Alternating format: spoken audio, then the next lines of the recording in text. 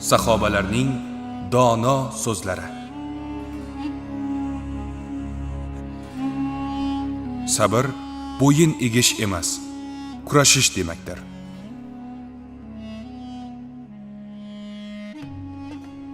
Xasisning boyligi tosh kabi foydasizdir. Allohga qasamki, to'g'ri gapirganim bois do'stim qolmadi.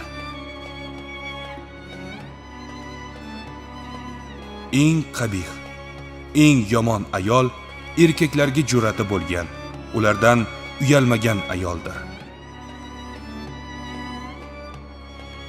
Har bir xastalikning bir shifosi bordir. Qalb xastaligining shifosi Allohning zikridir. Tun tushganda yulduzlar paydo bo'ladi. Qiyinchilik kelganda erkaklar paydo bo'ladi. Meni kimlardir tanishi muhim emas. Robbim bilsa yetar. Meni kimlardir nima deyishi muhim emas. Robbim bandam desa shuni o'zi kifoya. Bizni izlagan topadi. Topgan taniydi. Tanigan sevadi. Sevgan oshiq bo'ladi. Bizga oshiq bo'lganga esa biz ham oshiqmiz.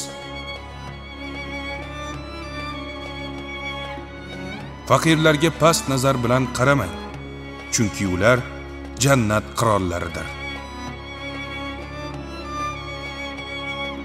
Biz harom ish qilishdan qo'rqib, 10 ta haloldan 9 tasini tark etardik. Qalbimiz pokiza bo'lsa, Alloh kalomiga to'ymagan bo'lar edik.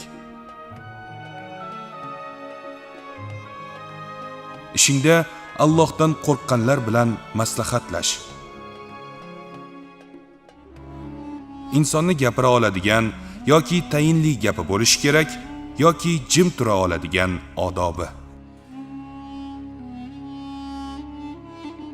Shamchiroqlarni o'chiringlar.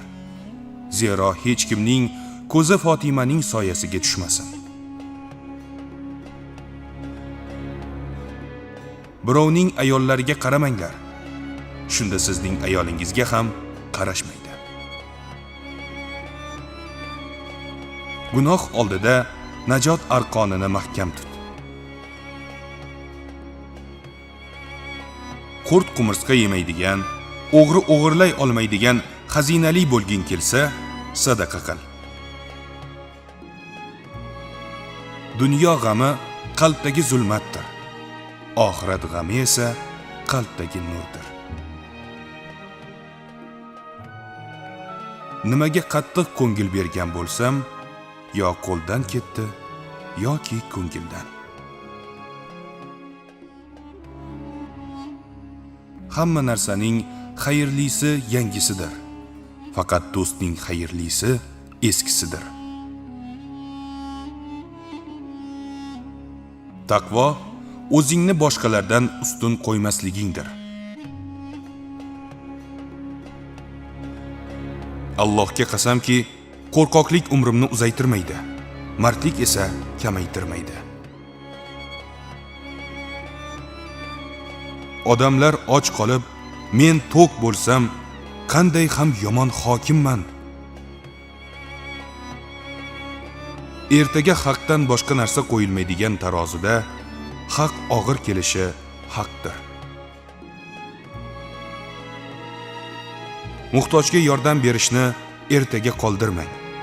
Zero sizga yoki unga ertaga nima bo'lishini bilmaysiz. Erkak kishi qo'shiq aytib raqsga tushguniga qadar erkakligini saqlab turadi.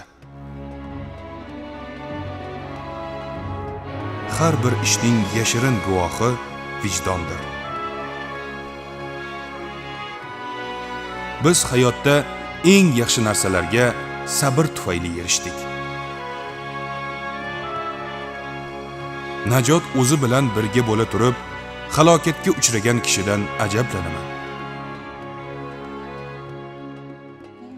Alloh taoloning zikrini mahkam tuting, chunki u shifodir.